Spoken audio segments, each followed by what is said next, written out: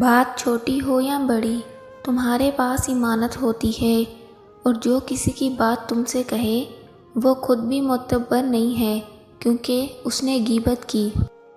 سوچ کو بدلو، سماج آہستہ آہستہ خود ہی بدل جائے گا کیونکہ تم ہی تو سماج ہو۔ کسی کو کمزور اور حقیر نہ سمجھو کیونکہ راستے میں چھوٹا سا پتھر بھی آپ کو منہ کے بل گرا سکتا ہے۔ موت کو یاد رکھنا نفس کی تمام بیماریوں کا علاج ہے۔ اللہ سے ملا دینے والے راستے کو تصوف کہتے ہیں۔ اگر تم اولیاء اللہ پر تہمت دھرے گا تو حقیر ترین بن جائے گا اور شیطان کا تابع دار ہو جائے گا۔ ہمیشہ ان لوگوں کا چناؤ کرو جو خود سے بڑھ کر تمہیں عزت دیں۔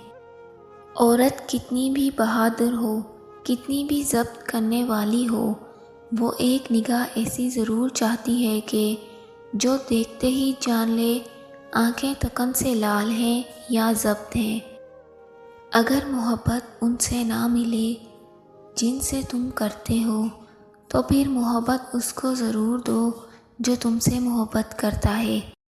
ایسی نیکی بہت معتبر ہوتی ہے جس کا گواہ اللہ کے سوا اور کوئی نہ ہو۔ ایک الگ سا سکون ملتا ہے جب اللہ کے خوف سے زبان پر استغفار جاری ہوتا ہے اور آنکھ سے آنسو نکل آتے ہیں۔ جب یہ نشانی ظاہر ہو تو سمجھ جائیے کہ اللہ تعالیٰ تمہیں اپنے پاس بلانے والا ہے۔ اول عبادت میں دل لگنا، دوم صلہ رحمی کا پیدا ہو جانا۔